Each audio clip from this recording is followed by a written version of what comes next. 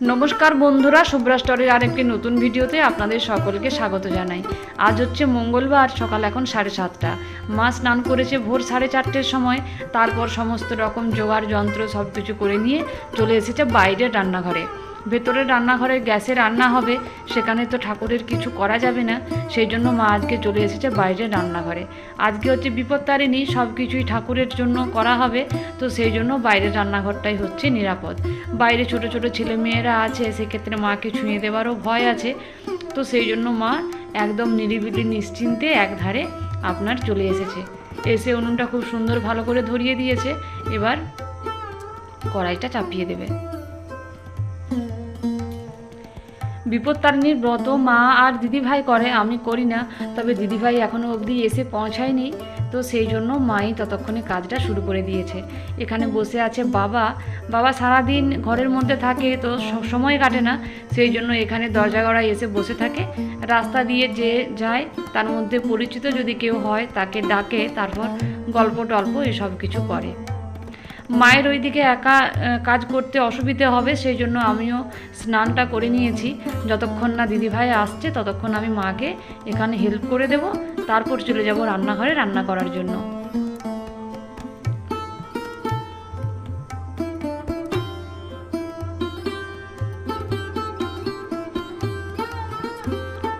আমি এখন মাকে লুচিগুলো বেলে দিচ্ছি, আর মা লুচিগুলো ভেজে নিচ্ছে। লুচি জিনিসটা দুজন না হলে ভালো হয় না, মানে একজন লুচি বেলবে আর একজন লুচিগুলো ভেজে নেবে, তাহলে লুচিটা করতে খুব সুবিধা হয়। আর কাঠের উনুনে কিন্তু গ্যাসের থেকেও জোরটা অনেক বেশি, একবার উনুন ধরিয়ে দিলে আর বিশ্রাম নেওয়ার উপায় নেই।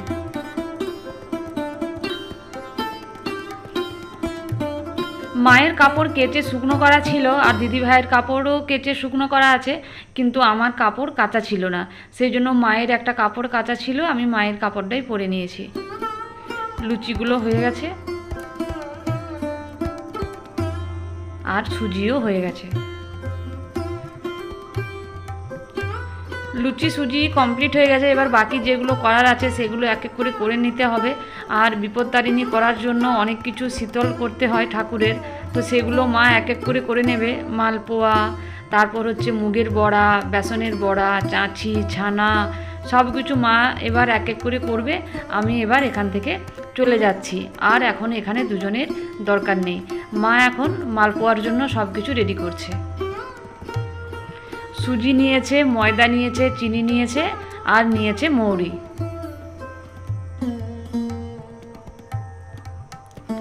মালপোয়া ভাজার ভিডিওটা আমার তোলা ছিল, কিন্তু ভিডিও এডিট করার সময় আমি মালপোয়ার ভিডিওটা খুঁজে পেলাম না।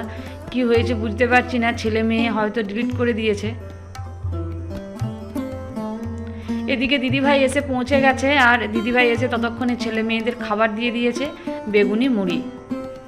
এদিকে ছেলের বাবা ফোন করেছিল, ছেলে কেন স্কুলে আসেনি, বাড়িতে বিপত্তারিণী, সেই জন্য ছেলে স্কুলে যায়নি, তো সেই জন্য ওর বাবা ওখান থেকে ফোন করেছে যে ওকে স্কুলে আসতে হবে।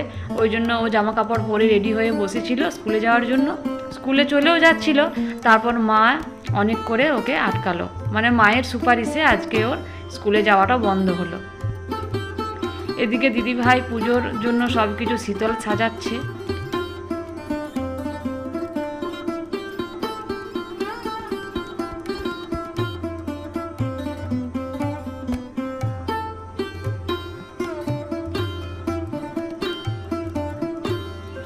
দিদিভাই এদিকে শীতল সাজাচ্ছিল, আর আমি চলে গিয়েছিলাম আরও একবার রান্নাঘরে। মালপোয়া হয়ে গেছে, এখন মা মুগের বড়াগুলো ভেজে নিচ্ছে।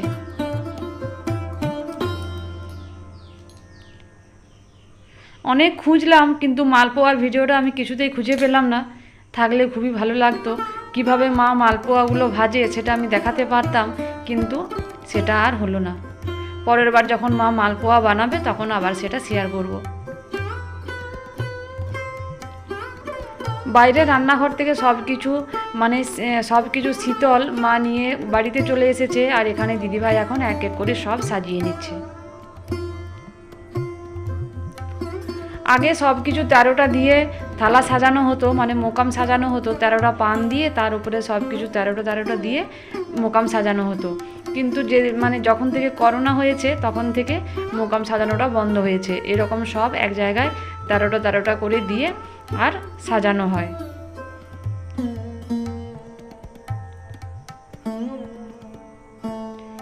এদিকে আমি রান্নাঘরে রান্না বসিয়ে দিয়েছি, লাউ ডাঁটা দিয়ে আলু দিয়ে পোস্ত হচ্ছে, আর একদিকে হচ্ছে দেখাচ্ছি কি হচ্ছে, আর একদিকে হচ্ছে লাউয়ের তরকারি।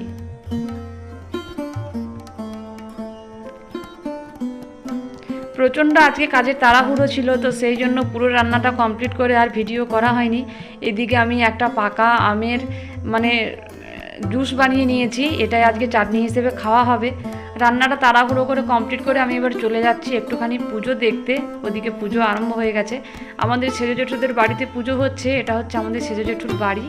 এবার আমি সিঁড়ি দিয়ে ওপরে চলে যাব। পুজো হচ্ছে দোতলায়, আর এসে আমি পৌঁছেও গেছি, এখানে পুজো আরম্ভ হয়ে গেছে।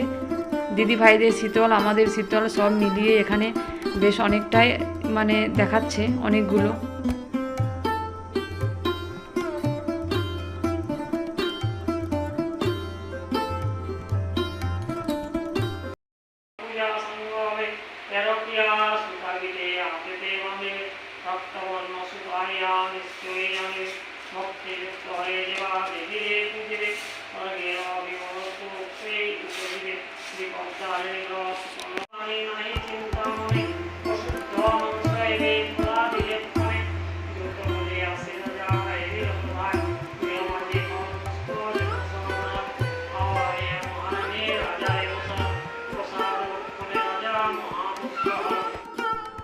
আমার বাপের বাড়িতে বিপত্তারিণীর পুজো হয় কালী মন্দিরে। আমাদের বাড়ির সামনেই একটি কালী মন্দির আছে, আর সেখানেই আমাদের সারা গ্রামের পুজো হয়। সবাই সকাল করে শীতল তৈরি করে ঠাকুরের সামনে দিয়ে আসে, মানে কালী মন্দিরে। আর আমরা সেখানে সকাল থেকে বসে থাকতাম পুজো দেখার জন্য। আমরা যখন ছোট ছিলাম, মানে স্কুলে যেতাম না, সকাল থেকে পুজো দেখার জন্য বসে থাকতাম। পুজোর পর যে বইটি পড়া হয়, ছন্দের মাধ্যমে যে গল্পটি পড়া হয়, সেটা শুনে শুনেই বুঝে যেতাম যে পুজো হতে আর কতটা দেরি আছে। পুজো শেষ হয়ে গেছে, সবাই এবার হাতে তাগা বাঁধছে। দিদি ভাইরা এখন বাঁধছে, তারপর দিদি ভাইদের বাঁধা হয়ে গেলে মা বাঁধবে। পুজো শেষ হয়ে গেছে, এবার আমরা চলে যাব বাড়িতে। তারপর এক এক করে বাড়ির সকলকে প্রসাদ দেওয়া হবে, সবার হাতে সুতো বেঁধে দেওয়া হবে। আর ভিডিওটা আমি আজকের মতো এখানেই শেষ করলাম। সকলেই ভালো থাকবেন, সুস্থ থাকবেন, সাবধানে থাকবেন। দেখা হবে খুব শীঘ্রই পরের একটা ভিডিওতে। আজকের মতো এখানেই শেষ করছি।